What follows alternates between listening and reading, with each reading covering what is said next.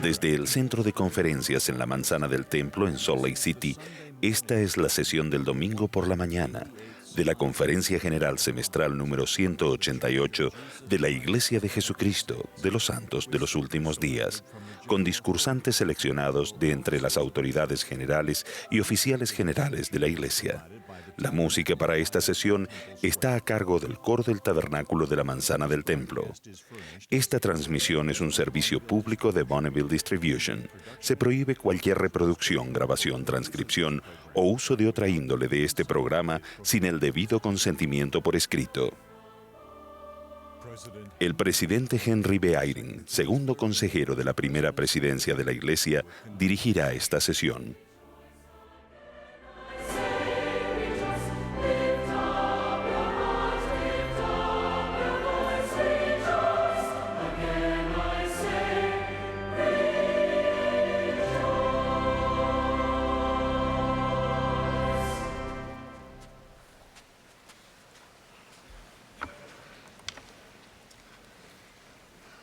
Brothers and sisters, Hermanos y hermanas, les damos la bienvenida a la sesión del domingo por la mañana de la Conferencia General Semestral número 188 de la Iglesia de Jesucristo de los Santos de los Últimos Días.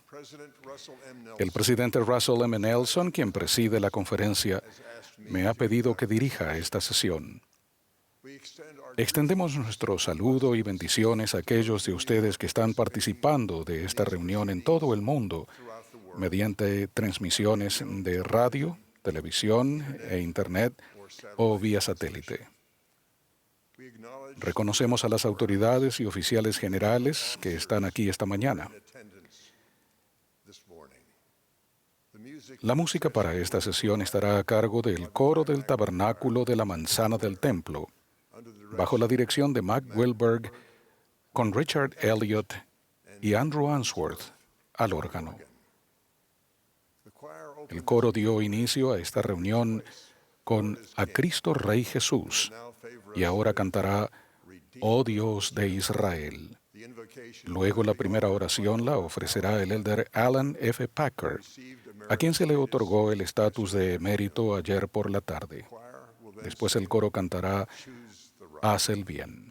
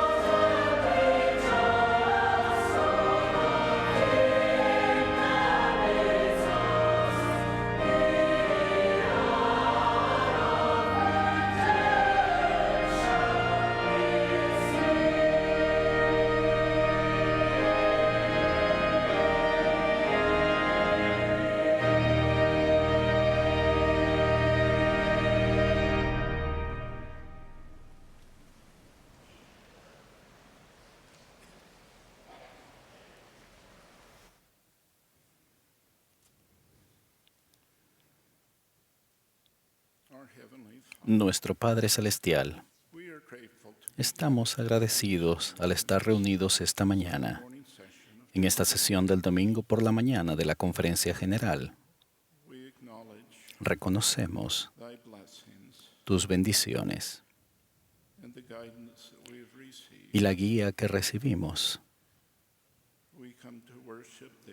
Venimos a adorarte y a tu Hijo para aprender, para ser edificados, motivados e inspirados. Y sobre todo, para aprender cómo hacer avanzar tu obra. Te damos gracias por todos aquellos que han estado participando, que han hablado,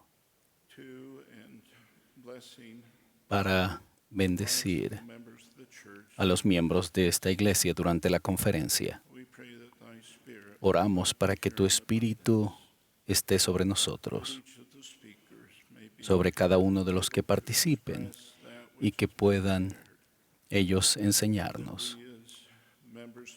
Y que nosotros como miembros de la iglesia a través del mundo podamos escuchar y recordar y entender cómo aplicar estos principios en nuestra vida. Suplicamos tu bendición sobre el presidente Nelson, sus consejeros y el quórum de los 12 apóstoles y todos los líderes en el mundo. Pedimos esas bendiciones sobre aquellos que sufren de los desastres naturales que han ocurrido. Pedimos que los bendigas y los fortalezcas sobre sus dificultades y desafíos emocionales y las cosas que suceden en sus vidas. Expresamos nuestro amor y gratitud hacia ti en el nombre de Jesucristo. Amén.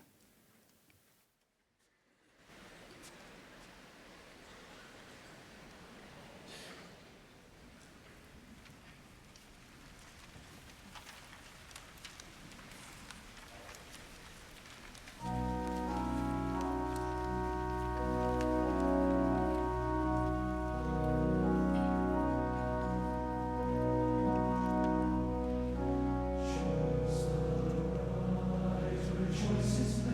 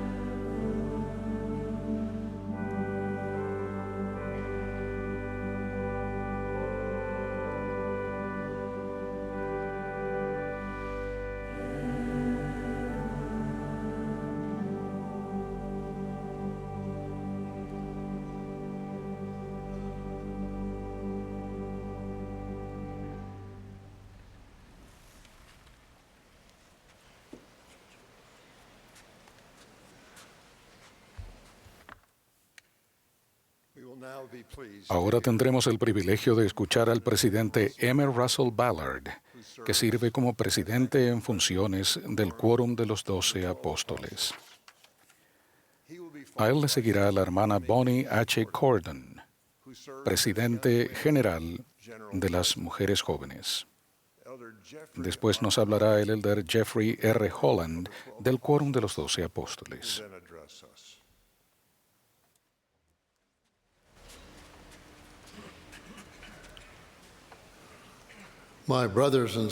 Hermanos y hermanas, mi discurso se preparó algún tiempo antes del fallecimiento de mi querida esposa Bárbara. Mi familia y yo les agradecemos por su amor y su bondad. Ruego que el Señor me bendiga al dirigirles la palabra esta mañana. En octubre de 1918, hace 100 años, el presidente Joseph F. Smith recibió una visión gloriosa. Después de casi 65 años de servicio dedicado al Señor en la Iglesia de Jesucristo de los Santos de los Últimos Días, y apenas unas semanas antes de morir, el 19 de noviembre de 1918, se hallaba sentado en su habitación, meditando sobre el sacrificio expiatorio de Cristo y leyendo la descripción del apóstol Pedro del ministerio del Salvador en el mundo de los espíritus después de su crucifixión. Él escribió: al leer, me sentí sumamente impresionado. Mientras meditaba en estas cosas, fueron abiertos los ojos de mi entendimiento, y el Espíritu del Señor descansó sobre mí, y vi las huestes de los muertos. El texto completo de la visión se encuentra en Doctrina y Convenios, sección 138. Permítanme brindar un poco de contexto para que apreciemos más plenamente la preparación de toda una vida de Joseph F. Smith para recibir esa extraordinaria revelación. Cuando era presidente de la Iglesia, visitó Nauvoo en 1906 y reflexionó sobre un recuerdo de cuando tenía apenas 5 años de edad. Él dijo: este es el lugar exacto en el que yo estaba parado cuando José, mi tío, y mi padre Hiram pasaron cabalgando de camino a Carthage. Sin bajarse de su caballo, mi padre se inclinó sobre su montura y me levantó del suelo. Me dio un beso de despedida y me bajó de nuevo, y lo vi alejarse en su caballo. La próxima vez que Joseph F. los vio, su madre Mary Fielding lo levantó para que viera a los mártires tendidos uno junto al otro en el suelo después de haber sido asesinados brutalmente en la cárcel de Carthage el 27 de junio de 1844. 2 años después, Joseph F., junto con su familia y su fiel madre Mary Fielding Smith, abandonó su casa en Nauvoo para dirigirse a Winter Quarters. A pesar de que aún no tenía 8 años, Joseph F. tuvo que conducir una de las yuntas de bueyes desde Montrose, Iowa, hasta Winter Quarters, y más tarde hasta el Valle del Lago Salado, a donde llegó cuando tenía casi 10 años. Espero que ustedes, niños y jovencitos, estén escuchando y se den cuenta de la responsabilidad y las esperanzas puestas en Joseph F. durante su niñez. Tan solo 4 años después, en 1852, cuando él tenía 13 años, su amada madre murió, dejando huérfanos a Joseph y a sus hermanos. Joseph F. fue llamado a servir una misión en las islas de Hawái en 1854, cuando tenía 15 años. Esa misión, la cual duró más de 3 años, fue el inicio de una vida de servicio en la iglesia. Tras regresar a Utah, Joseph F. contrajo matrimonio en 1859. Durante los siguientes años, su vida estuvo llena de trabajo, responsabilidades familiares y 2 misiones adicionales. El 1 de julio de 1866, a la edad de 27 años, la vida de Joseph F. cambió para siempre cuando fue ordenado apóstol por el presidente Brigham Young. En octubre del año siguiente, llenó una vacante en el Consejo de los 12. Prestó servicio como consejero de Brigham Young, John Taylor, Wilford Woodruff y Lorenzo Snow, antes de llegar a ser presidente en 1901. Joseph F. y su esposa Julina tuvieron su primera hija, Mercy Josephine, quien tenía tan solo 2 años y medio cuando falleció. Poco tiempo después, Joseph F. escribió: «Ayer se cumplió 1 mes desde que mi adorada Josephine murió. Ah, si pudiera haberla salvado para verla crecer hasta convertirse en una mujer.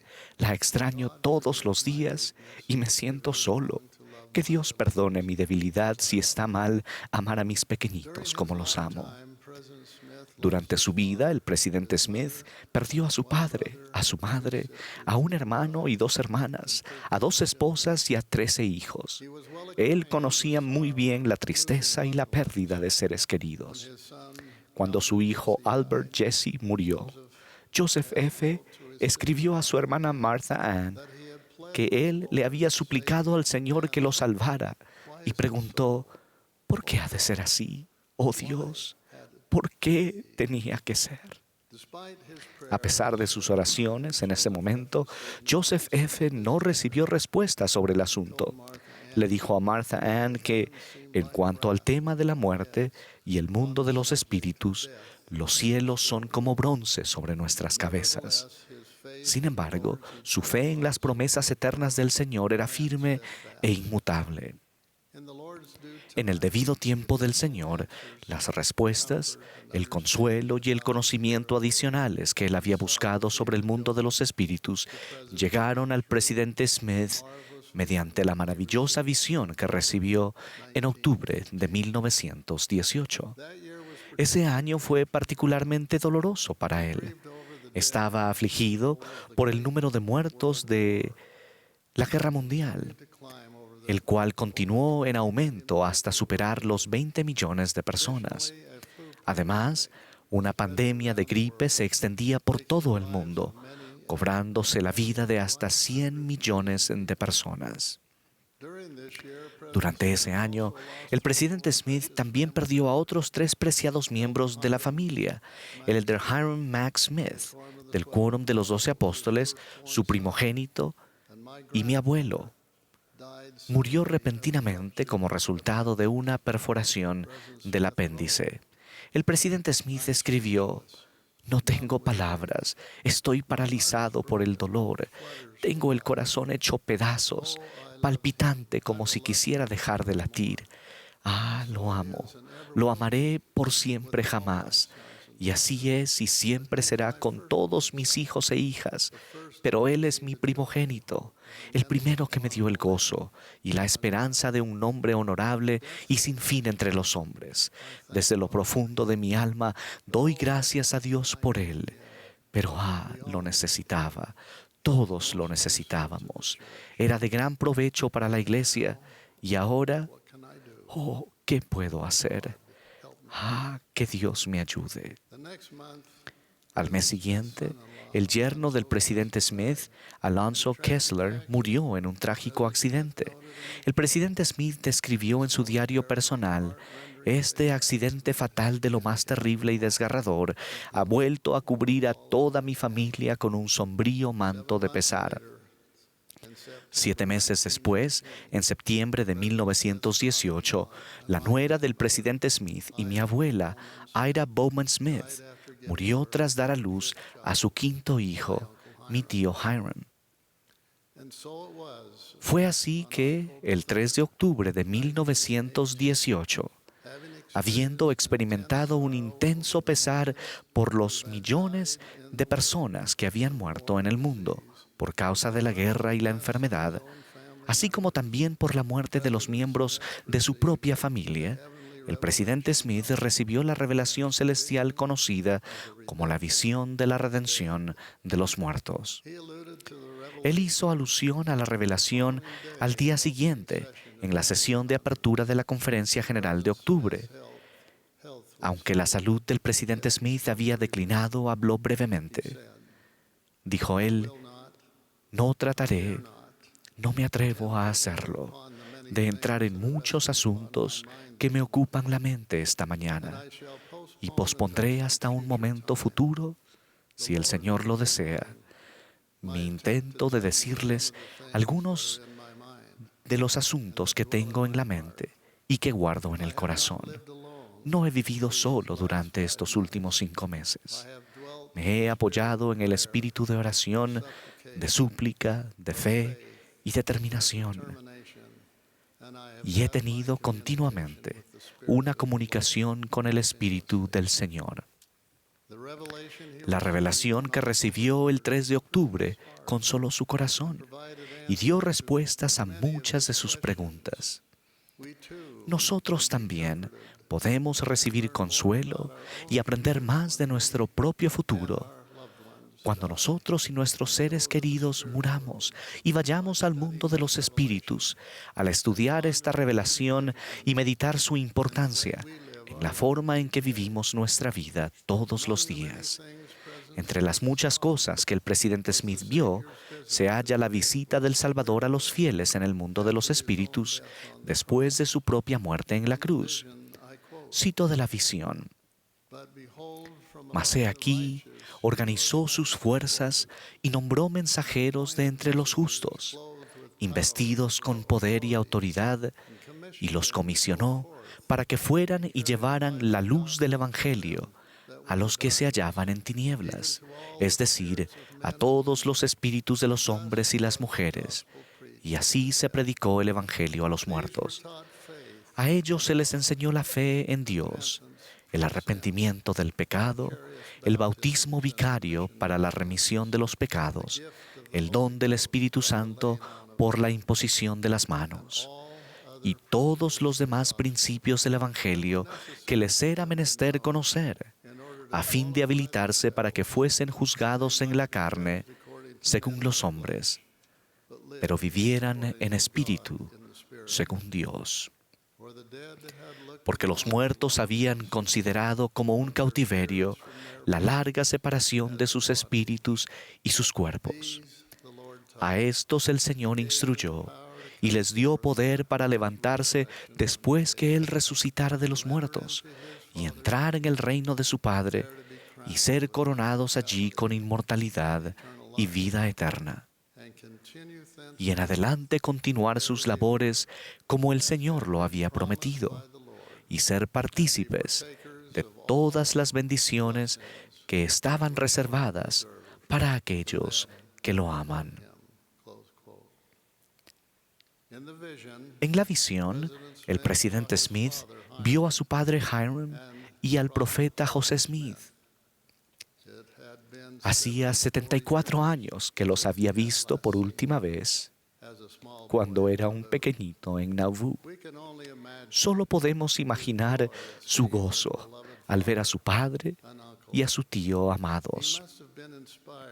Debe haberse sentido inspirado y consolado al saber que todos los espíritus conservan el aspecto de su cuerpo terrenal y que esperan ansiosamente el día de su prometida resurrección. La visión reveló más plenamente la profundidad y la amplitud del plan del Padre Celestial para sus hijos, el amor redentor de Cristo y el inigualable poder de su expiación. En este centenario especial, les invito a leer detenidamente esta revelación. Cuando lo hagan, ruego que el Señor los bendiga para que comprendan y aprecien más plenamente el amor de Dios y su plan de salvación y felicidad para sus hijos. Testifico que la visión que el presidente Joseph F. Smith recibió es verdadera. Doy testimonio de que toda persona puede leerla y llegar a saber que es verdadera. Aquellos que no reciban ese conocimiento en esta vida, con seguridad llegarán a saber de su veracidad cuando todos lleguen al mundo de los espíritus. Allí, todos amarán y alabarán a Dios y al Señor Jesucristo por el gran plan de salvación y por la bendición de la resurrección prometida, cuando el cuerpo y el espíritu se reúnan de nuevo para nunca volver a separarse. Estoy muy agradecido hoy, mis hermanos y hermanas, de saber dónde está mi adorada Bárbara y de que estaremos juntos de nuevo con nuestra familia para siempre. Que la paz del Señor nos sustente ahora y siempre. Es mi humilde oración en el nombre del Señor Jesucristo. Amén.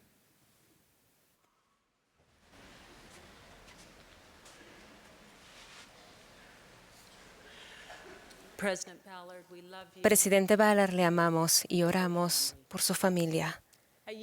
Hace un año, un niño de la primaria que conocí en Chile me hizo sonreír. Hola, dijo él, soy David. ¿Hablará de mí en la conferencia general? En momentos de tranquilidad he meditado el saludo inesperado de David. Todos deseamos ser reconocidos. Queremos ser importantes, ser recordados y sentirnos amados. Hermanas y hermanos, cada uno de ustedes es importante, aun si no hablamos de ustedes en la conferencia general. El Salvador los recuerda y los ama.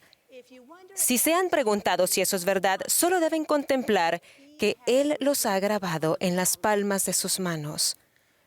Al saber que el Salvador nos ama, entonces podríamos preguntarnos, ¿cómo podemos demostrar nuestro amor por Él? En Juan 21, el Salvador preguntó a Pedro, ¿me amas? Pedro le contestó, sí, Señor, tú sabes que te amo. Él dijo entonces, apacienta mis corderos.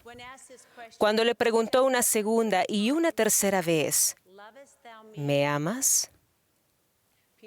Pedro estaba triste, pero confirmó su amor. Señor, tú sabes todas las cosas, tú sabes que te amo. Jesús le dijo, apacienta mis ovejas. ¿No había Pedro demostrado ya que era un seguidor que amaba a Cristo? Desde su primer encuentro a la orilla del mar, Pedro dejó al instante las redes y siguió al Salvador. Él llegó a ser un verdadero pescador de hombres. Acompañó al Salvador durante su ministerio personal y enseñó a los demás el Evangelio de Jesucristo. Pero el Señor resucitado sabía que no estaría junto a Pedro para mostrarle cómo y cuándo debería servir. Con la ausencia del Salvador, Pedro debió buscar la guía del Espíritu, recibir revelación por sí mismo y tener la fe y el valor para actuar. Centrándose en sus ovejas, el Salvador deseaba que Pedro hiciese lo que él haría si se encontraba aquí. Él le pidió a Pedro que llegase a ser un pastor. El pasado abril, el presidente Nelson nos extendió una invitación similar para que apacentáramos a las ovejas de nuestro Padre de una manera más santa a través de la administración. Para aceptar esa invitación debemos desarrollar un corazón de pastor y comprender las necesidades de las ovejas del Señor. ¿Cómo llegamos a ser los pastores que el Señor desea que seamos? La respuesta es, podemos mirar al Salvador Jesucristo, el buen pastor. El Salvador conocía a sus ovejas y las tenía contadas, estaban cuidadas y reunidas en el redil de Dios. Al esforzarnos por seguir el ejemplo del Salvador, primero tenemos que conocer y contar sus ovejas. Se nos ha asignado a prestar servicio a personas y familias para que estemos seguros de que todos los que son parte del rebaño del Señor sean contados y ninguno se ha olvidado. Sin embargo, contar no es una cuestión de números. Es asegurarnos de que cada persona sienta el amor del Salvador por medio de alguien que sirve por Él. De esa manera, todos podemos reconocer que nuestro Padre Celestial nos conoce. Hace poco conocí a una jovencita que se le había asignado a ministrar a una hermana que era 5 veces mayor que ella. Juntas descubrieron su fascinación por la música. Cuando esta jovencita la visita, cantan juntas y comparten canciones favoritas. Están forjando una amistad que bendice la vida de ambas. Espero que aquellos a los que ministren los vean como un amigo y se den cuenta de que en ustedes tienen a un campeón y un confidente, alguien que estará al tanto de sus circunstancias y las apoyará en sus esperanzas y aspiraciones. Hace poco, yo recibí la asignación para ministrar a una hermana que mi compañera y yo no conocíamos bien. Cuando hablé con Jess, mi compañera ministrante de 16 años, ella sugirió, debíamos dedicar tiempo a conocerla. Entonces decidimos que un selfie y un texto de presentación eran lo adecuado. Sostuve el teléfono y Jess pulsó el botón para tomar la foto. Nuestra primera oportunidad de ministración fue un esfuerzo de compañerismo. En nuestra primera visita preguntamos a la hermana si había algo que debíamos incluir en nuestras oraciones. Nos dijo que tenía un problema personal y que agradecía nuestras oraciones. Sin embargo, su sinceridad y confianza crearon un lazo de amor instantáneo. Fue un dulce privilegio recordarla en mis oraciones diarias. Al orar sentirán el amor del Señor por aquellos a los que ministran. Compartan ese amor con ellos. ¿Qué mejor manera para apacentar sus ovejas y ayudarles a sentir el amor de Él por medio de ustedes? Una segunda forma de obtener el corazón de un pastor es cuidar de sus ovejas. Como miembros de la Iglesia de Jesucristo de los Santos de los Últimos Días, podemos reparar, arreglar y reconstruir casi todo. Somos rápidos para satisfacer una necesidad con una mano que ayuda o con un plato de galletas. ¿Pero hay más? ¿Saben las ovejas que las cuidamos con amor y que actuaremos para ayudar? En Mateo 25 leemos, «Venid benditos de mi Padre, heredad el reino preparado para vosotros, porque tuve hambre y me disteis de comer, tuve sed y me disteis de beber, fui forastero y me recogisteis». Entonces los justos le responderán diciendo, «Señor, ¿cuándo te vimos hambriento y te sustentamos, o sediento y te dimos de beber? ¿Y cuándo te vimos forastero y te recogimos?». La palabra clave es vimos. Los justos vieron a los necesitados porque estaban mirando y se percataron. También podemos estar atentos para brindar ayuda y consuelo, para celebrar y soñar juntos. Y al actuar podemos tener la certeza de la promesa en Mateo, en cuanto lo hicisteis a uno de estos, a mí lo hicisteis. Un amigo, a quien llamaremos John, compartió lo que puede suceder cuando vemos las necesidades de otros. Una hermana de mi barrio intentó suicidarse, dijo él. Después de 2 meses me enteré de que nadie en mi quórum había contactado al esposo para hablar de esa experiencia traumática. Tristemente, yo tampoco había actuado. Por fin un día invité al esposo a almorzar. Él era tímido y con frecuencia reservado. No obstante, cuando le dije, su esposa trató de suicidarse, eso debe ser algo muy agobiante para usted. ¿Quiere hablar de ello? Él lloró abiertamente. Tuvimos una conversación agradable y cultivamos una cercanía y confianza notables en pocos minutos. John añadió, pienso que nuestra costumbre es solo llevar bizcochos en lugar de pensar cómo hablaremos de ese momento con sinceridad y amor. Es posible que nuestra oveja esté herida, perdida o extraviada. Como sus pastores podemos estar entre los primeros que ven sus necesidades. Podemos escuchar y amar sin juzgarla y ofrecer esperanza y ayuda con la guía del Espíritu Santo. Hermanas y hermanos, el mundo está más lleno de esperanza gracias a los actos inspirados de bondad que realizan. Al procurar la guía del Señor sobre cómo transmitir su amor y ver las necesidades de las personas que ministramos, se abrirán nuestros ojos. La asignación de la administración les da a ustedes el derecho divino de la inspiración. Pueden buscar esa inspiración con confianza. Tercero, deseamos que nuestras ovejas sean reunidas en el rebaño de Dios. Para ello debemos considerar dónde se encuentran en la senda de los convenios y caminar con ellas en su viaje de fe. Tenemos el privilegio de llegar a conocer su corazón y orientarlas al Salvador. La hermana Josivini de Fiji tenía dificultades para avanzar en la senda de los convenios, literalmente. Su amiga vio que ella tenía dificultades para ver las escrituras y no las podía leer. Le proporcionó a la hermana Josivini nuevos lentes de lectura y un lápiz para resaltar cada mención de Jesucristo en el Libro de Mormón. Algo que empezó como un simple deseo de ministrar y ayudar con el estudio de las Escrituras, dio como resultado que Josivini asistiera al templo por primera vez 28 años después de bautizarse. Ya sea que nuestras ovejas estén fuertes o débiles, alegres o angustiadas, podemos asegurarnos que ninguna camine sola. Podemos amarlas donde quiera que estén espiritualmente y ofrecer apoyo para que sigan progresando. Al orar y procurar entender su corazón, testifico que el Padre Celestial nos guiará y su Espíritu nos acompañará. Tenemos la oportunidad de ser los ángeles alrededor de ellas porque Él irá delante de su faz. El Señor nos invita a apacentar sus ovejas, para cuidar sus rebaños como Él lo haría. Nos invita a ser pastores en cada nación, en cada país. Y sí, Elderugdorf, nos encantan los pastores alemanes. Y desea que sus jóvenes se unan a la causa.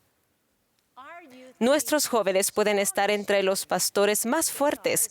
Como dijo el presidente Nelson, ellos están entre lo mejor que el Señor ha enviado a este mundo. Son espíritus nobles, nuestros mejores elementos que siguen al Salvador. ¿Se imaginan el poder que estos pastores tendrán al cuidar de las ovejas del Señor? Al ministrar junto a esos jóvenes, vemos maravillas. Mujeres y hombres jóvenes, los necesitamos. Si no tienen una asignación ministrante, hablen con la presidenta de la Sociedad de Socorro, el presidente del Quórum de Élderes. Ellos se regocijarán con su deseo de asegurarse de que sus ovejas sean conocidas, contadas y reunidas en el rebaño de Dios. Cuando llegue el día que nos arrodillemos a los pies de nuestro Salvador, habiendo nutrido a su rebaño, ruego que podamos contestar como Pedro: sí, Señor, tú sabes que te amo. Estas tus ovejas son amadas, están seguras y están en casa.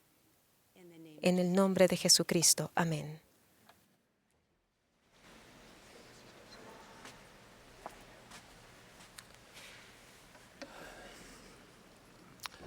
We all remember last April. Recordamos todos el pasado abril cuando el presidente Nelson presentó el concepto de la administración y hizo hincapié de que era una manera para guardar los grandes mandamientos, de amar a Dios y amarnos los unos a los otros. Nosotros, como oficiales de la Iglesia, aplaudimos abiertamente y les felicitamos por su gran respuesta y todo lo que han hecho al respecto.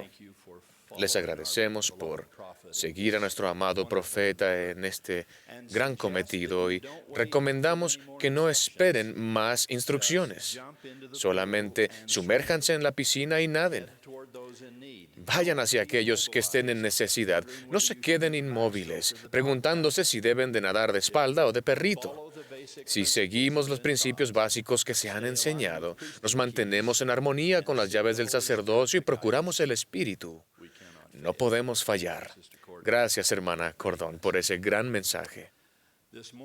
Esta mañana deseo hablarles de un aspecto más personal de la administración que no se asigna, que no implica entrevistas ni hay autoridad a quien rendir cuentas, excepto los cielos. Permítanme compartir tan solo un ejemplo sencillo. Grant Morrell Bowen Era un esposo y padre trabajador y abnegado que, como muchos que se ganaban la vida labrando la tierra, sufrió un revés financiero cuando la cosecha local de papas o patatas resultó escasa. Él y su esposa Norma se dedicaron a otros empleos. Con el tiempo se mudaron a otra ciudad y comenzaron a regresar a la estabilidad económica. Sin embargo, en un incidente terriblemente desafortunado, el hermano Bowen quedó muy dolido cuando, en la entrevista para la recomendación para el templo, el obispo no creyó la declaración de Morrell de que pagaba un diezmo íntegro. No sé cuál de aquellos dos hombres tenía la información más correcta ese día, pero sí sé que la hermana Bowen salió de la entrevista con la recomendación para el templo renovada, mientras que el hermano Bowen salió con una ira que lo apartaría de la iglesia durante 15 años. Más allá de quién tenía razón sobre los diezmos, es evidente que Morrell y el obispo olvidaron el mandato del Salvador. Reconcíliate pronto con tu adversario. Y el consejo de Pablo, no se ponga el sol sobre vuestro enojo. El hecho es que no se reconciliaron y que el sol sí se puso sobre el enojo del hermano Bowen durante días, luego semanas y luego años, comprobando la afirmación de uno de los más sabios romanos de antaño, que dijo, la ira, si no se controla, es frecuentemente más destructiva que el agravio que la provocó. No obstante, el milagro de la reconciliación siempre está a nuestro alcance, y por amor a su familia y a la iglesia, que sabía que era verdadera, Morrell Bowen volvió a estar activo en ella.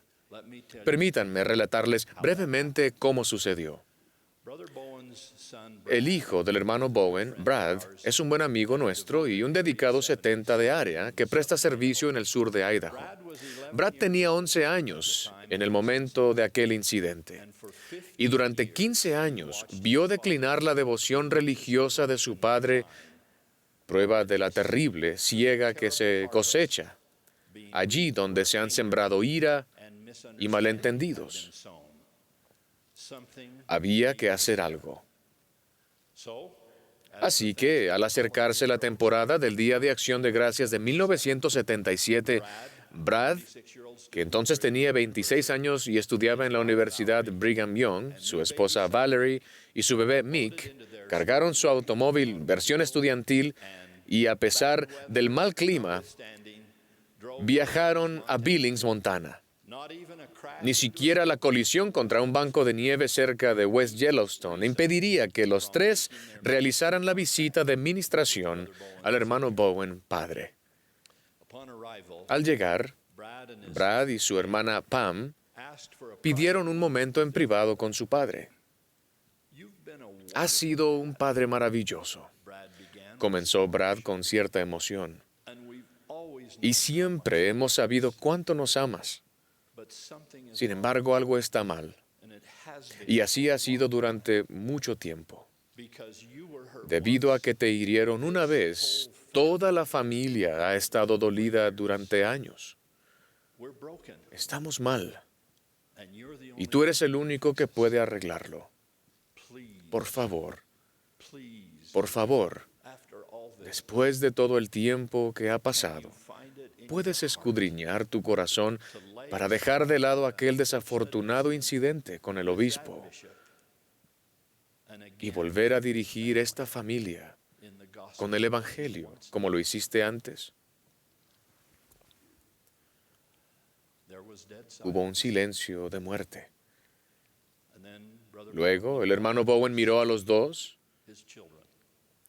los hijos, que eran hueso de sus huesos y carne de su carne, y dijo muy calmadamente, sí, lo haré. Entusiasmados, aunque asombrados por la inesperada respuesta, Brad Bowen y su familia vieron a su padre y esposo acudir al obispo actual con ánimo de reconciliación para poner las cosas en orden en su vida. Como respuesta perfecta a aquella valiente pero totalmente inesperada visita, el obispo, que había extendido al hermano Bowen repetidas invitaciones a volver, y le dio a Morrell un largo abrazo, y permaneció abrazándolo por mucho tiempo. En cuestión de solo unas semanas, no toma mucho tiempo, el hermano Bowen estaba totalmente activo en la iglesia de nuevo y había logrado la dignidad necesaria para volver al templo. Pronto, aceptó el llamamiento de presidir una pequeña rama en apuros de 25 personas y la hizo progresar hasta lograr una próspera congregación de más de 100. Todo eso ocurrió hace casi medio siglo. Pero las consecuencias del ruego ministrante de un hijo y una hija a su padre y de la disposición de ese padre a perdonar y dejar todo atrás a pesar de las imperfecciones de los demás, han traído bendiciones que aún se reciben y seguirán llegando a la familia Bowen. Hermanos y hermanas, Jesús ha pedido que vivamos juntos en amor, sin disputas entre vosotros. Él advirtió a los nefitas que el que tiene el espíritu de contención no es mío. Ciertamente, nuestra relación con Cristo la determinará en gran medida, o al menos influirá en ella, la relación que tengamos el uno con el otro. Si deseáis venir a mí, dijo él, y te acuerdas de que tu hermano tiene algo contra ti, ve luego a tu hermano y reconcíliate primero con él. Y luego, ven a mí con íntegro propósito de corazón, y yo te recibiré. Sin duda, todos nosotros podríamos citar una diversidad sin fin de cicatrices y pesares antiguos y de recuerdos dolorosos que en este mismo momento aún corroen la paz en el corazón, en la familia o en el vecindario de alguien. Ya sea que hayamos causado ese dolor o que se nos haya infligido a nosotros, las heridas deben sanar para que la vida sea lo gratificante que Dios proyectó que fuera. Como la comida de su refrigerador, que sus nietos revisan minuciosamente. Hace mucho que aquellos viejos agravios han pasado su fecha de caducidad. Por favor, no les den más el preciado espacio de su alma. Como dijo Próspero al arrepentido Alonso en La Tempestad, no carguemos en el recuerdo un pesar que ya no existe. Perdonad y seréis perdonados, enseñó Cristo en el Sermón del Monte. Y en nuestros días, yo, el Señor, perdonaré a quien sea mi voluntad perdonar, mas a vosotros os es requerido perdonar a todos los hombres. No obstante, es importante que cualquiera de ustedes que viva con verdadera angustia tenga en cuenta lo que no dijo. Él no dijo: no se les permite sentir dolor verdadero ni pesar real por las devastadoras experiencias que hayan tenido por culpa de otros. Ni tampoco dijo: a fin de perdonar totalmente, tienes que volver a una relación tóxica o volver a circunstancias destructivas y de maltrato. Sin embargo, a pesar de las ofensas más terribles que puedan sobrevenir, solo podemos elevarnos por encima de nuestro dolor al poner los pies en la senda de la sanación real. Tal senda es la senda del perdón que anduvo Jesús de Nazaret, quien nos invita a cada uno de nosotros: ven, sígueme. En dicha invitación a ser su discípulo y tratar de hacer cual Él hizo, Jesús nos pide que seamos instrumentos de su gracia, que seamos embajadores en nombre de Cristo, en el ministerio de la reconciliación. Como Pablo lo describió a los Corintios, el sanador de toda herida, aquel que rectifica todo agravio, nos pide que trabajemos con Él en la impresionante labor de pacificar en un mundo que no hallará la paz de ninguna otra forma.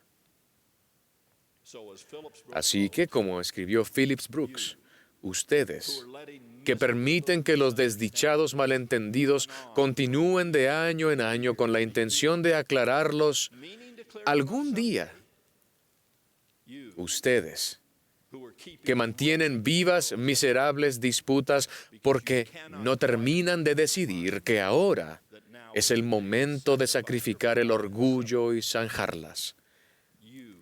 Ustedes que pasan frente a hombres por la calle hurañamente sin hablarles debido a algún ridículo rencor. Ustedes que dejan el corazón de alguien anhelando la palabra de encomio o empatía que piensan decir algún día. Ustedes vayan al instante y hagan aquello que quizás jamás volverán a tener la oportunidad de hacer. Mis queridos hermanos y hermanas, testifico que perdonar y abandonar las ofensas, viejas o nuevas, es esencial para la grandeza de la expiación de Jesucristo. Testifico que en última instancia, tal sanación espiritual solo puede llegar de nuestro divino Redentor, aquel que se apresura a auxiliarnos con sanidad en sus alas. Le agradecemos a Él y a nuestro Padre Celestial que lo envió, que la renovación y el renacimiento y un futuro libre de viejos pesares y de errores pasados no solo sean posibles, sino que ya se hayan pagado a un costo muy doloroso, simbolizado mediante la sangre del Cordero que la derramó. Con la autoridad apostólica que me ha otorgado el Salvador del mundo, testifico de la tranquilidad de alma que les brindarán la reconciliación con Dios y con los demás, si somos lo suficientemente mansos y valientes para procurarla. Cesad de contender unos con otros, pidió el Salvador. Si conocen alguna vieja herida, cúrenla. Cuídense el uno al otro con amor. Mis queridos amigos, les pido que sean pacificadores en el ministerio de la reconciliación que compartimos. Que amemos la paz, que busquemos la paz, que atesoremos la paz, que creamos y que creemos paz. Hago tal ruego en el nombre del Príncipe de Paz, quien conoce todo sobre ser herido en casa de sus amigos, pero que incluso allí halló la fuerza para perdonar y olvidar y sanar y ser feliz. Por ello ruego por ustedes y para mí, en el nombre del Señor Jesucristo. Amén.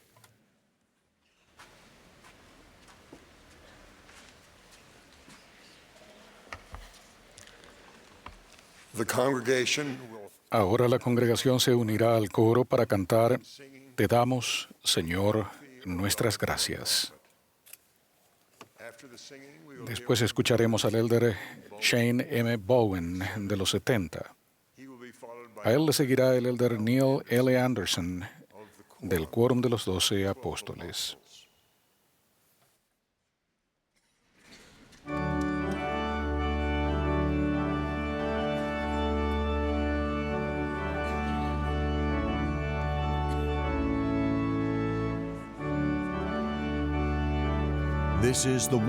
Esta es la Conferencia General Semestral número 188 de la Iglesia de Jesucristo de los Santos de los Últimos Días.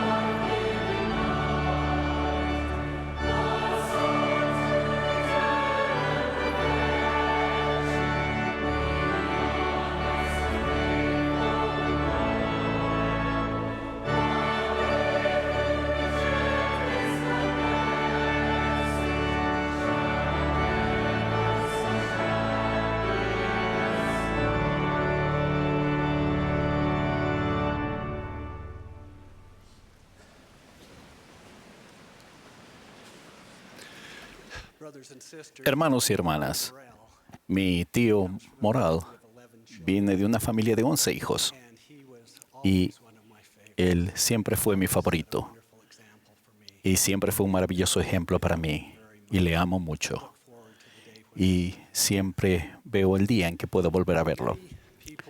Muchas personas hoy se preguntan sobre la realidad de Dios y nuestra relación con Él. Muchos saben poco o nada sobre su gran plan de felicidad.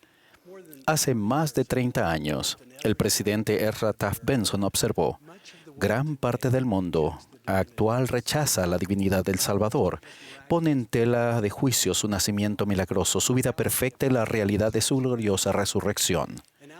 En nuestros días, las preguntas se centran no solo en nuestro Salvador, sino también en su iglesia, la Iglesia de Jesucristo de los Santos de los Últimos Días, que restauró por medio del profeta José Smith. Dichas preguntas a menudo se centran en la historia, las enseñanzas o las prácticas de la Iglesia del Salvador. En Predicad mi Evangelio leemos: recuerden que nuestra comprensión de nuestro Padre Celestial y su plan de felicidad provienen de los profetas de nuestros días, José Smith y sus sucesores, que reciben revelación directamente de Dios. Por lo tanto, la primera pregunta que alguien debe contestarse es si José Smith fue un profeta, y podrá responder a esa pregunta si lee el Libro de Mormón y ora con respecto a él. Mi testimonio del llamamiento divino del profeta José Smith se ha fortalecido al estudiar con oración el Libro de Mormón, otro testamento de Jesucristo. He obrado de acuerdo con la invitación de Moroni de preguntarle a Dios el Eterno Padre en el nombre de Cristo, a fin de saber la veracidad del Libro de Mormón. Testifico que sé que es verdadero. He recibido ese conocimiento, como pueden recibirlo ustedes, por el poder del Espíritu Santo. La introducción del Libro de Mormón declara: aquellos que obtengan este testimonio divino del Libro de Mormón, del Santo Espíritu, también llegarán a saber por el mismo poder que Jesucristo es el Salvador del mundo, que José Smith ha sido su revelador y profeta en estos últimos días, y que la Iglesia de Jesucristo de los Santos de los últimos días es el reino del Señor, que de nuevo se ha establecido sobre la tierra, en preparación para la segunda venida del Mesías. Como un joven misionero en camino a Chile, aprendí una poderosa lección sobre el poder de conversión del Libro de Mormón. Un hombre, a quien llamaré el señor González, sirvió en un respetable cargo en su iglesia durante muchos años. Tenía una vasta formación religiosa que incluía un título en teología. Estaba muy orgulloso de sus conocimientos bíblicos. Para nosotros era obvio que era un erudito religioso. Él estaba muy al tanto de los misioneros santos de los últimos días, que realizaban su trabajo en su ciudad natal de Lima, Perú. Siempre quiso encontrarse con ellos para poder instruirlos en la Biblia. Un día, casi como regalo del cielo, pensó él, 2 misioneros lo detuvieron en la calle y le preguntaron si podían ir a su casa y compartir las Escrituras con él. Ese era un sueño hecho realidad. Sus oraciones habían sido contestadas. Al fin podría aclararles las cosas a esos jóvenes mal informados. Les dijo que estaría encantado de que fueran a su casa a analizar las Escrituras. Se moría de impaciencia porque llegara a la reunión convenida. Estaba listo para usar la Biblia con el fin de refutar sus creencias. Estaba seguro de que la Biblia señalaría clara y elocuentemente el error de sus caminos. Llegó la noche señalada y los misioneros llamaron a su puerta. Estaba extasiado. Su momento finalmente había llegado. Abrió la puerta e invitó a los misioneros a entrar en su casa. Uno de ellos le entregó un libro azul y dio un sincero testimonio de que el elder sabía que el libro contenía la palabra de Dios. El segundo misionero añadió su poderoso testimonio del libro, testificando que había sido traducido por un profeta de Dios en nuestros días, llamado José Smith, que enseñaba de Cristo. Los misioneros se despidieron y se fueron de su casa. El señor González estaba muy decepcionado, pero abrió el libro y comenzó a hojear sus páginas. Luego la primera página, leyó página tras página y no se detuvo hasta bien entrada la tarde del día siguiente. Leyó todo el libro y supo que era verdad. Sabía lo que tenía que hacer. Llamó a los misioneros, recibió las lecciones y abandonó la vida que había conocido para convertirse en miembro de la Iglesia de Jesucristo de los Santos de los Últimos Días.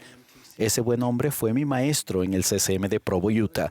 La historia de la conversión del hermano González y el poder del Libro de Mormón causaron una gran impresión en mí. Cuando llegué a Chile, mi presidente de misión, el presidente Royden J. Glade, nos invitó a leer el testimonio del profeta José Smith, que se haya registrado en José Smith Historia cada semana. Nos enseñó que un testimonio de la primera visión tendría una correlación directa con nuestro propio testimonio del Evangelio y nuestro testimonio del Libro de Mormón. Tomé en serio su invitación. He leído los relatos de la primera visión. He leído el Libro de Mormón. He orado como lo indica Moroni y le pregunté a Dios el Eterno Padre, en el nombre de Cristo, si el Libro de Mormón es verdadero. Hoy doy testimonio de que sé que el Libro de Mormón, como dijo el profeta José Smith, es el más correcto de todos los libros sobre la tierra y la clave de nuestra religión, y que un hombre se acercará más a Dios al seguir sus preceptos que los de cualquier otro libro. El profeta José también declaró: si quitamos el Libro de Mormón y las revelaciones, ¿dónde queda nuestra religión? No tenemos ninguna. A medida que comprendemos mejor quiénes somos y los propósitos del Libro de Mormón, nuestra conversión se profundiza y se vuelve más innegable. Nos fortalecemos en nuestro compromiso de guardar los convenios que hemos hecho con Dios. Un propósito principal del libro es congregar al Israel disperso. Ese recogimiento les da a todos los hijos de Dios la oportunidad de entrar en el camino de los convenios y al honrarlos, regresan a la presencia del Padre. Al enseñar el arrepentimiento y bautizar a los conversos, congregamos al Israel disperso. El Libro de Mormón tiene 108 referencias a la casa de Israel. Al comienzo del Libro de Mormón, Nefi enseñó: porque toda mi intención es persuadir a los hombres a que vengan al Dios de Abraham, y al Dios de Isaac, y al Dios de Jacob, y sean salvos. El Dios de Abraham, Isaac y Jacob es Jesucristo, el Dios del Antiguo Testamento. Somos salvos cuando venimos a Cristo por medio de vivir su evangelio. Más tarde Nefi escribió: sí, mucho habló mi padre acerca de los gentiles y también de la casa de Israel, que se les compararía a un olivo, cuyas ramas serían desgajadas y esparcidas sobre toda la faz de la tierra, y que después que la casa de Israel fuese esparcida, sería de nuevo recogida. O en una palabra, después que los gentiles hubiesen recibido la plenitud del Evangelio, las ramas naturales del olivo, o sea, los restos de la casa de Israel, serían injertados o llegarían al conocimiento del verdadero Mesías, su Señor y su Redentor. Del mismo modo, al final del Libro de Mormón, el profeta Moroni nos recuerda nuestros convenios diciendo: a fin de que ya no seas más confundida y se cumplan los convenios que el Padre Eterno te ha hecho, oh casa de Israel. ¿Cuáles son los convenios del Padre Eterno a los que hace referencia Moroni? Leemos en el libro de Abraham: Jehová es mi nombre, y conozco el fin desde el principio, por lo tanto te cubriré con mi mano. Y haré de ti una nación grande, y te bendeciré sobremanera, y engrandeceré tu nombre entre todas las naciones, y serás una bendición para tu descendencia después de ti, para que en sus manos lleven este ministerio y sacerdocio a todas las naciones. El presidente Russell M. Nelson enseñó en una transmisión mundial reciente que ciertamente estos son los últimos días y el Señor está acelerando su obra para recoger a Israel. Ese recogimiento es lo más importante que se está llevando a cabo hoy en la tierra. Nada se le compara en magnitud, nada se le compara en importancia, nada se le compara en majestad, y si eligen hacerlo, si lo desean, pueden formar gran parte de él. Pueden formar parte de algo grandioso, algo espectacular, algo majestuoso. Cuando hablamos de recogimiento, simplemente estamos diciendo esta verdad fundamental. Cada uno de los hijos de nuestro Padre Celestial, a ambos lados del velo, merece escuchar el mensaje del Evangelio restaurado de Jesucristo. Ellos deciden por sí mismos si quieren saber más. Eso es lo que estamos haciendo como miembros de la Iglesia de Jesucristo de los Santos de los Últimos Días. Buscamos llevar al mundo a una comprensión del Evangelio de Jesucristo y a una conversión a Él. Nosotros somos los que congregan a los santos de los últimos días. Nuestra misión es clara. Hermanos y hermanas, seamos conocidos como aquellos que tomaron en serio la promesa de Moroni, oraron y recibieron una respuesta para saber que el Libro de Mormón es verdadero, y luego compartieron ese conocimiento con los demás en palabra y, lo más importante, en hechos. La función del Libro de Mormón es importante y contiene la plenitud del Evangelio. Nos conduce a la conversión y a los convenios con el Padre, los cuales, si los guardamos, nos aseguran un mayor don. El Libro de Mormón es la clave de la conversión de todos los hijos e hijas de nuestro Padre. Citando nuevamente al presidente Nelson: a medida que lean diariamente el Libro de Mormón, aprenderán la doctrina del recogimiento, las verdades acerca de Jesucristo, su expiación y la plenitud de su Evangelio, que no se encuentran en la Biblia. El Libro de Mormón es fundamental para el recogimiento de Israel. De hecho, si no hubiera el Libro de Mormón, la promesa del recogimiento de Israel no ocurriría. Permítanme concluir con las palabras del Salvador cuando enseñó a los nefitas sobre las bendiciones prometidas. Vosotros sois los hijos de los profetas, y sois de la casa de Israel, y sois del convenio que el Padre concertó con vuestros padres, diciendo a Abraham: y en tu posteridad serán benditas todas las familias de la tierra. Testifico que somos hijos e hijas de Dios, la simiente de Abraham, la casa de Israel. Estamos congregando a Israel por última vez y lo estamos haciendo con el Libro de Mormón, un libro que, combinado con el Espíritu del Señor, es la herramienta de conversión más poderosa. Somos guiados por un profeta de Dios, el presidente Russell M. Nelson, quien dirige el recogimiento de Israel en nuestros días. El Libro de Mormón es verdadero. Me ha cambiado la vida. Les prometo, como lo han hecho Moroni y muchos profetas a través de los tiempos, que puede cambiar la de ustedes. En el nombre de Jesucristo. Amén.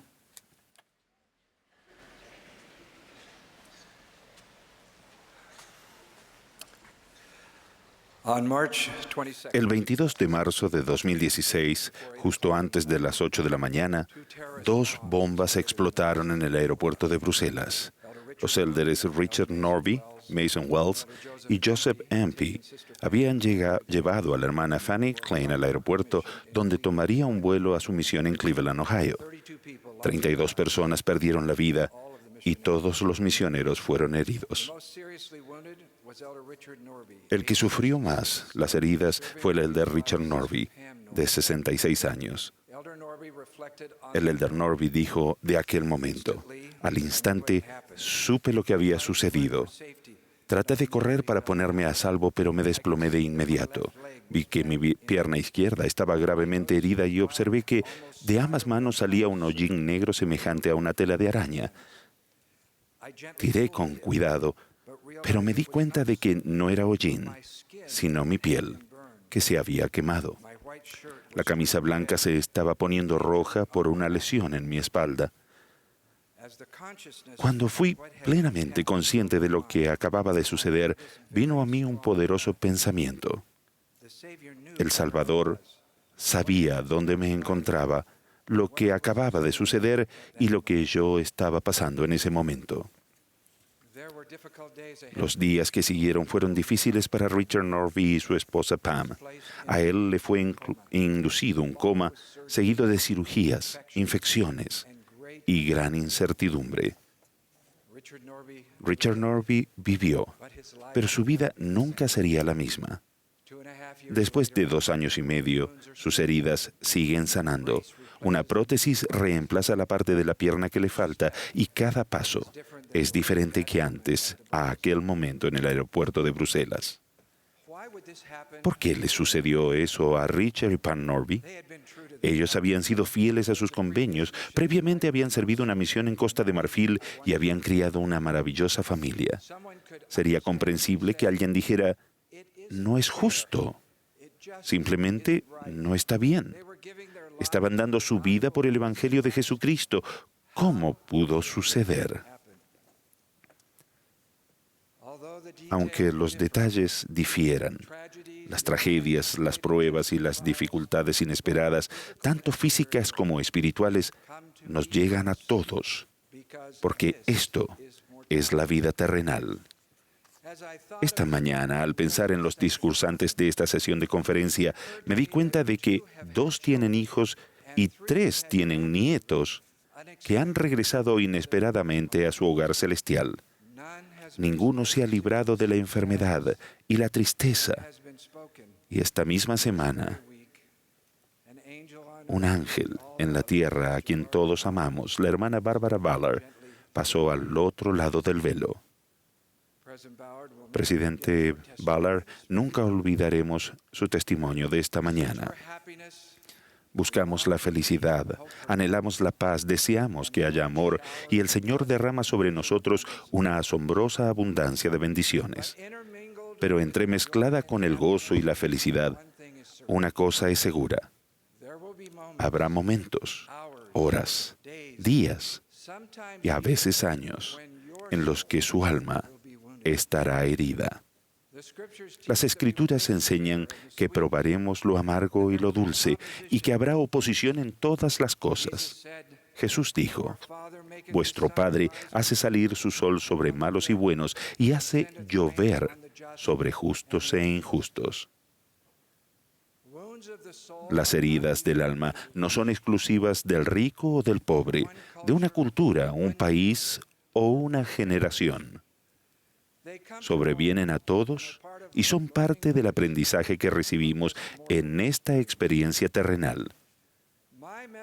Mi mensaje hoy es especialmente para aquellos que están guardando los mandamientos de Dios, cumpliendo sus promesas a Dios y que, como el matrimonio Norby u otros hombres, mujeres y niños en esta audiencia mundial, hacen frente a pruebas y desafíos inesperados y dolorosos.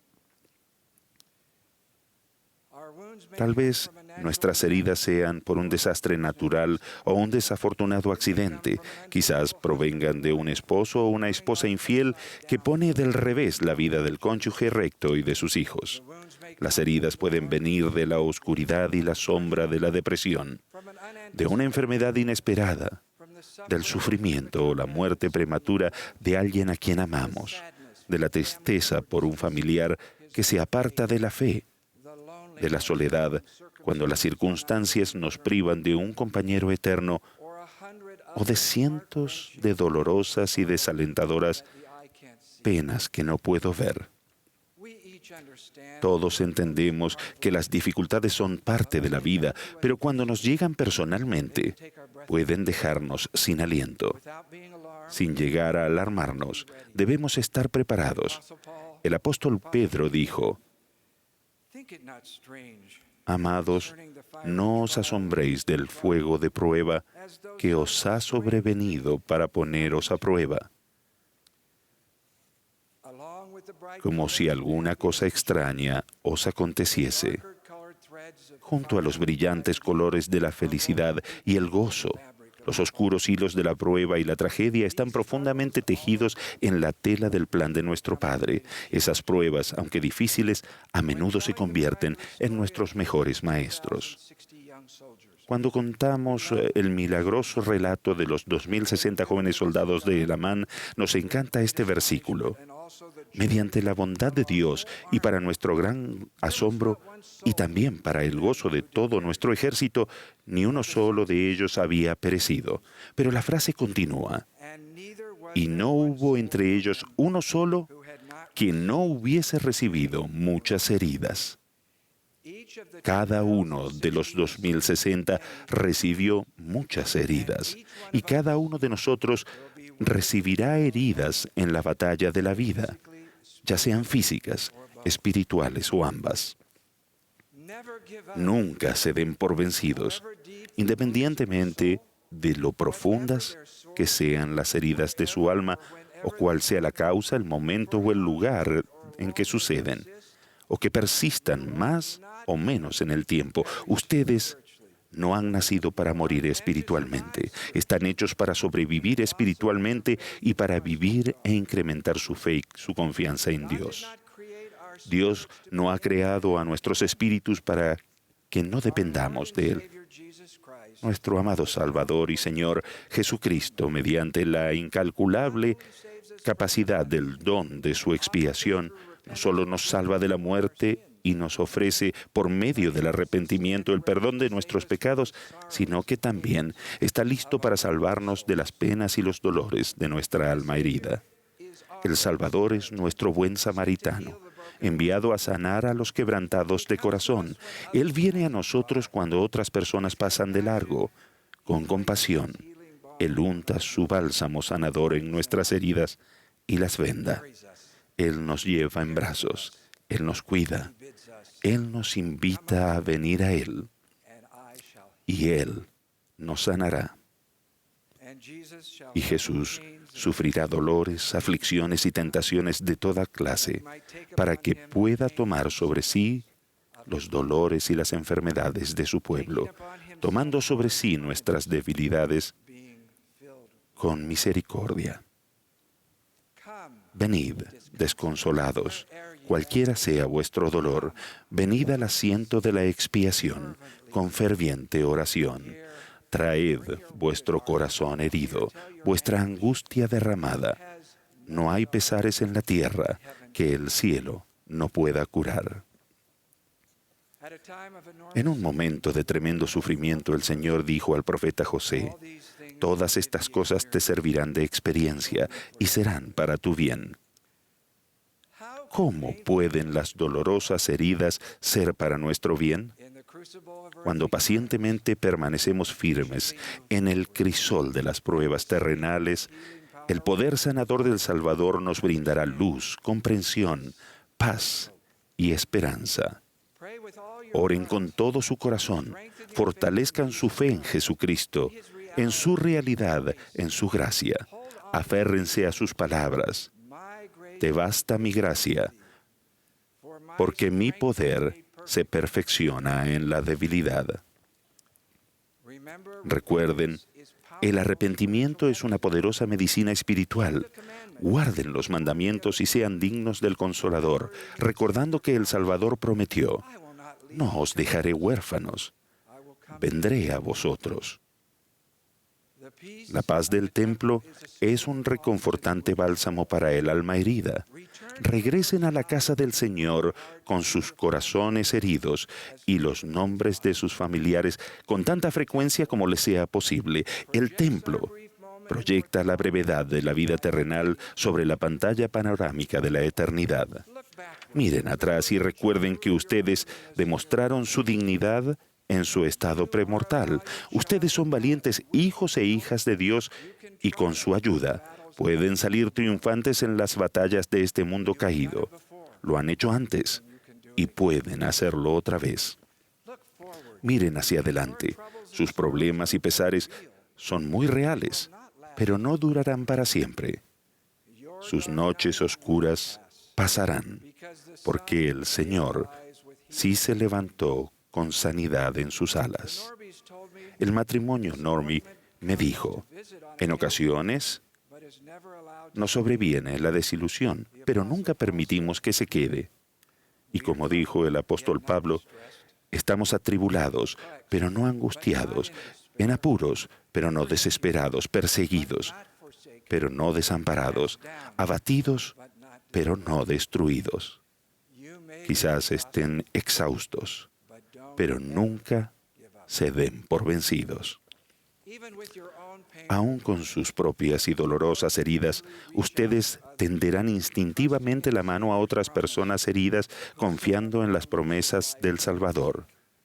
Él dijo: todo el que pierda su vida por mi causa la hallará.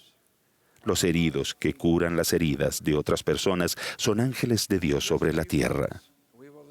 En solo unos momentos escucharemos a nuestro amado profeta, el presidente Russell M. Nelson, un hombre de inquebrantable fe en Jesucristo, un hombre de esperanza y de paz, a quien Dios ama, pero no ha librado de las heridas del alma. En 1995, cuando su hija Emily esperaba un bebé, fue diagnosticada con cáncer. Hubo días de esperanza y felicidad cuando dio a luz un bebé sano. Pero el cáncer regresó y su querida Emily falleció justo 2 semanas después de cumplir 37 años, dejando a su amado esposo y a 5 niños pequeños. En la conferencia general, poco después de su fallecimiento, el elder Nelson confesó: junto con mis lágrimas de pesar, he deseado haber podido hacer más por nuestra hija. Si yo tuviera el poder de la resurrección, me habría sentido tentado a devolverle la vida. Pero Jesucristo posee esas llaves y las utilizará para Emily y para todas las personas en el propio tiempo del Señor. El mes pasado, cuando visitaba a los santos en Puerto Rico y recordaba el devastador huracán del año pasado, el presidente Nelson habló con amor y compasión. Él dijo: esto es parte de la vida, es por lo que estamos aquí. Estamos aquí para tener un cuerpo y para ser probados. Algunas de esas pruebas son físicas, otras espirituales, y sus pruebas aquí han sido tanto físicas como espirituales. Ustedes no se han dado por vencidos y estamos muy orgullosos de ustedes. Son fieles santos, han perdido mucho, pero en medio de todo ello han fortalecido su fe en el Señor Jesucristo. A medida que guardamos los mandamientos de Dios, hallaremos gozo, aún en medio de nuestras circunstancias más adversas. Mis hermanos y hermanas, les prometo que aumentar su fe en el Señor Jesucristo les proporcionará fortaleza adicional y mayor esperanza. Para ustedes, los justos, el sanador de nuestras almas sanará en su tiempo y en su manera todas sus heridas. No habrá injusticia, persecución, prueba, tristeza, quebranto, sufrimiento ni herida. No importa cuán profunda, cuán extensa o cuán dolorosa, que quede excluida del consuelo, la paz y la esperanza perdurable de aquel cuyos brazos abiertos y manos heridas nos recibirán de regreso a su presencia. Ese día, testifica el apóstol Juan, los justos que han salido de la gran tribulación estarán vestidos de ropas blancas delante del trono de Dios. El Cordero extenderá su pabellón sobre ellos y Dios enjugará toda lágrima de los ojos de ellos. Ese día llegará y de ello testifico en el nombre de Jesucristo. Amén.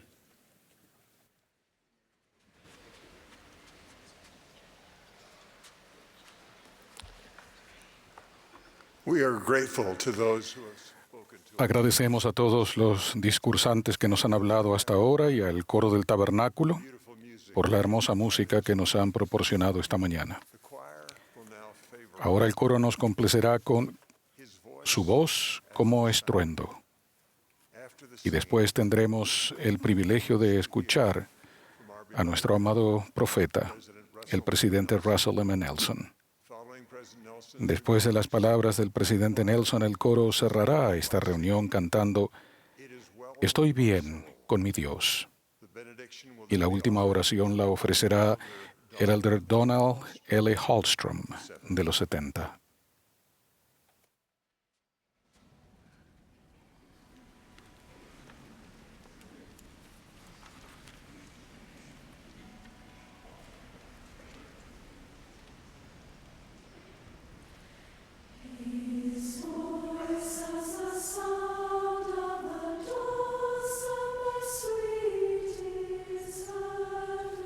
Shadows of death.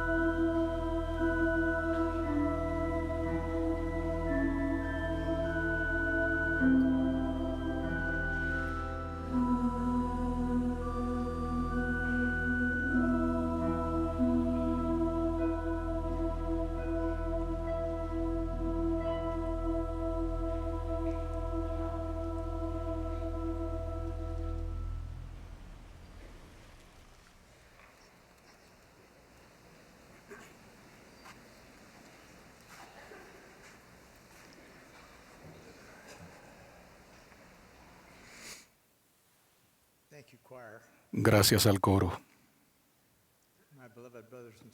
Mis queridos hermanos y hermanas, en este hermoso día de reposo, nos regocijamos juntos por las muchas bendiciones recibidas del Señor. Agradecemos sus testimonios del Evangelio restaurado de Jesucristo, los sacrificios que han hecho para mantenerse en su senda del convenio o para volver a ella, y su servicio, el servicio consagrado que prestan en su iglesia. Hoy me siento obligado a analizar con ustedes un asunto de gran importancia. Hace unas semanas publiqué una declaración concerniente a la forma correcta de referirnos al nombre de la iglesia. Lo hice porque el Señor me indicó la importancia del nombre que Él ha decretado para su iglesia, a saber, la iglesia de Jesucristo, de los santos de los últimos días. Como es de esperar, las reacciones a esa declaración y a la revisión hecha a la guía de estilo han sido diversas. Muchos miembros corrigieron de inmediato el nombre de la iglesia en sus blogs y páginas de las redes sociales. Otros se preguntaron por qué. Con todo lo que sucede en el mundo era necesario poner énfasis en algo tan intrascendente. Y algunos hasta dijeron que no podría hacerse, así que ¿para qué intentarlo siquiera? Permítanme explicar por qué nos interesa tanto este asunto. Pero primero quisiera declarar lo que este esfuerzo no implica. No es un cambio de nombre, no es un cambio de marca comercial, no es algo cosmético, no es un capricho y no es intrascendente. Sí, es una corrección. Es el mandamiento del Señor. José Smith no dio nombre a la iglesia que se restauró mediante él, ni tampoco lo hizo Mormón. Fue el Salvador mismo quien dijo: porque así se llamará a mi iglesia en los postreros días, a saber, la iglesia de Jesucristo de los santos de los últimos días. Aún antes, en el año 34 antes de Cristo, después de Cristo, nuestro Señor resucitado instruyó de modo similar a los miembros de su iglesia cuando los visitó en lo que hoy conocemos como las Américas. En aquel momento dijo: daréis mi nombre a la iglesia. ¿Y cómo puede ser mi iglesia salvo que lleve mi nombre? Porque si una iglesia lleva el nombre de Moisés, entonces es la iglesia de Moisés. Y si se le da el nombre de algún hombre, entonces es la iglesia de ese hombre. Pero si lleva mi nombre, entonces es mi iglesia. Por lo tanto, el nombre de la iglesia no está sujeto a cambios.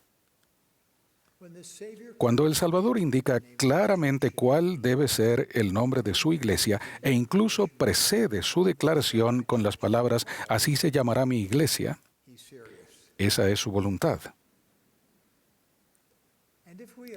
Y si permitimos que se usen o que se adopten apodos o incluso los fomentamos nosotros mismos, Él se siente ofendido. ¿Qué implica un nombre, o en este caso, un apodo? Cuando se trata de los apodos de la iglesia, tales como la iglesia Sud, la iglesia mormona, o la iglesia de los santos de los últimos días, la omisión más obvia es la ausencia del nombre del Salvador. Quitar el nombre del Señor de la iglesia del Señor es una gran victoria para Satanás. Cuando desechamos el nombre del Salvador, desdeñamos sutilmente todo lo que Jesucristo hizo por nosotros, incluso su expiación. Consideren estas cosas desde su perspectiva. En la vida preterrenal, Él era Jehová, el Dios del Antiguo Testamento. Bajo la dirección de su padre, fue el creador de este y de otros mundos. Decidió someterse a la voluntad de su padre y hacer algo a favor de todos los hijos de Dios que nadie más podía hacer. Al condescender a venir a la tierra como el unigénito del Padre en la carne, fue brutalmente vituperado, escarnecido, escupido y azotado. En el jardín de Getsemaní, nuestro Salvador tomó sobre sí cada dolor, cada pecado y toda angustia y sufrimiento que experimentaremos alguna vez ustedes y yo y toda persona que haya vivido o vivirá. Bajo el peso de aquella carga atroz, sangró por cada poro. Todo ese sufrimiento se intensificó cuando lo crucificaron cruelmente en la cruz del Calvario. Mediante tales atroces experiencias y su subsiguiente resurrección, su expiación infinita, Él otorgó la inmortalidad a todos y nos rescató a cada uno de nosotros de los efectos del pecado con la condición de que nos arrepintamos. Tras la resurrección del Salvador y la muerte de sus apóstoles, el mundo se sumió en décadas de oscuridad. Luego, en el año 1820, Dios el Padre y su Hijo Jesucristo se aparecieron al profeta José Smith para dar inicio a la restauración de la Iglesia del Señor. Después de todo lo que Él había soportado, después de todo lo que había hecho por el género humano, me doy cuenta con profundo remordimiento de que hemos transigido inconscientemente a que la Iglesia restaurada del Señor se la llame por otros nombres, y por todos ellos suprimen el sagrado nombre de Jesucristo. Cada uno de ellos. Cada domingo, al tomar la Santa Cena, dignamente renovamos la promesa sagrada que hacemos a nuestro Padre Celestial de que estamos dispuestos a tomar sobre nosotros el nombre de su Hijo Jesucristo. Prometemos seguirlo, arrepentirnos, guardar sus mandamientos y recordarle siempre. Al omitir su nombre de su iglesia, ¿estamos quitándolo inadvertidamente a Él como el punto central de nuestra vida? Tomar sobre nosotros el nombre del Salvador incluye declarar y testificar a otras personas, mediante nuestras acciones y nuestras palabras, que Jesús es el Cristo. Hemos temido tanto ofender a alguien que nos haya llamado mormones, que hemos sido negligentes en defender al Salvador mismo, en defenderlo mediante el nombre mismo por el cual se llama su iglesia. Si nosotros, como pueblo y como personas, hemos de tener acceso al poder de la expiación de Jesucristo, para que nos purifique y sane, para que nos fortalezca y magnifique, y para que en última instancia nos exalte, debemos reconocerlo claramente a Él como la fuente de tal poder, empezando por referirnos a su iglesia por el nombre que Él decretó. Para gran parte del mundo, la Iglesia del Señor en la actualidad está camuflada como la Iglesia mormona. Pero nosotros, como miembros de la Iglesia del Señor, sabemos quién está a la cabeza de ella: Jesucristo mismo. Desafortunadamente, muchas de las personas que oigan el término mormón podrían pensar que adoramos a Mormón. No es así. Honramos y respetamos a aquel gran profeta de la antigua América, pero no somos discípulos de Mormón. Somos los discípulos del Señor. En los primeros días de la Iglesia restaurada, términos tales como la Iglesia mormona y los mormones se usaban a menudo como epítetos, como términos crueles e injuriosos, cuyo objeto era borrar la mano de Dios de la restauración de la Iglesia de Jesucristo en estos últimos días. Hermanos y hermanas, Hay muchos argumentos mundanos en contra de restaurar el nombre correcto de la Iglesia. Debido al mundo digital en el que vivimos y con la optimización de los sistemas de búsqueda que nos ayudan a todos nosotros a hallar la información que necesitamos casi al instante, incluso información sobre la Iglesia del Señor. Los críticos dicen que no es prudente realizar una corrección a estas alturas. Otras personas creen que, ya que se nos conoce tan extensamente como mormones y como la Iglesia mormona, deberíamos dejarlo como está. Si se tratara de un debate sobre la marca comercial de alguna organización creada por el hombre, tales argumentos podrían ser tenidos en cuenta, pero en este asunto tan crucial, acudimos a aquel cuya iglesia esta es y reconocemos que los cambios de Jehová no son y que jamás serán los caminos de los hombres. Si somos pacientes y hacemos nuestra parte, el Señor nos guiará a lo largo de esta importante labor. Después de todo, sabemos que Él ayuda a quienes procuran hacer su voluntad, tal como ayudó a Nefi a realizar la labor de construir un barco para cruzar el mar. Queremos ser corteses y pacientes en nuestros esfuerzos por corregir estos errores.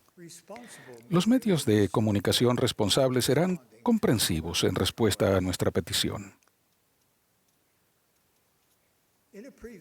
En una conferencia general anterior, el elder Benjamín de Hoyos habló de tal situación y dijo lo siguiente: hace algunos años, mientras servía en la Oficina de Asuntos Públicos de la Iglesia en México, a un compañero y a mí se nos invitó a participar en un programa de radio. Uno de los conductores del programa nos preguntó: ¿por qué tiene su iglesia un nombre tan largo? Mi compañero y yo sonreímos ante esa magnífica pregunta y procedimos a explicar que el nombre de la iglesia no había sido elegido por hombre alguno, sino que había sido dado por el Salvador mismo. A lo que el conductor del programa inmediata y respetuosamente agregó: entonces lo repetiremos con mucho gusto.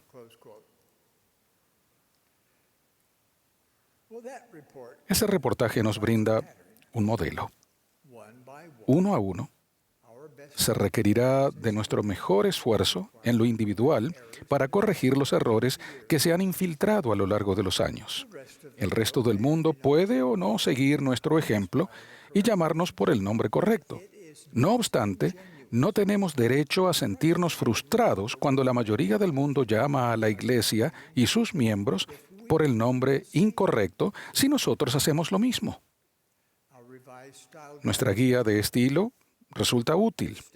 Esta indica: como primera referencia se refiere al nombre completo de la Iglesia de Jesucristo de los Santos de los Últimos Días. Cuando se necesite una segunda referencia abreviada, se insta a usar los términos la Iglesia o la Iglesia de Jesucristo. La Iglesia restaurada de Jesucristo también es preciso y apropiado. Si alguien preguntara: ¿usted es mormón?, podrían responder: si me pregunta si soy miembro de la Iglesia de Jesucristo de los Santos de los Últimos Días, sí, lo soy. Lo soy, por cierto. Si alguien preguntase: ¿es usted santo de los últimos días?, podrían responder: sí, lo soy, creo en Jesucristo y soy miembro de su iglesia restaurada. Mis queridos hermanos y hermanas, les prometo que si hacemos todo cuanto podamos por restaurar el nombre correcto de la iglesia del Señor, aquel cuya iglesia esta es, derramará su poder y sus bendiciones sobre la cabeza de los santos de los últimos días de formas que jamás hemos visto. Tendremos el conocimiento y el poder de Dios para ayudarnos a llevar las bendiciones del Evangelio restaurado de Jesucristo a toda nación, tribu, lengua y pueblo, y para preparar el mundo para la segunda venida del Señor. Entonces, ¿Qué implica un nombre? Cuando se trata del nombre de la Iglesia del Señor, la respuesta es, lo implica todo. Jesús nos mandó llamar a la Iglesia por su nombre, porque esta es su Iglesia, llena de su poder. Sé que Dios vive. Jesús es el Cristo. Él dirige su Iglesia hoy, en la actualidad. De ello lo testifico en el sagrado nombre de Jesucristo. Amén.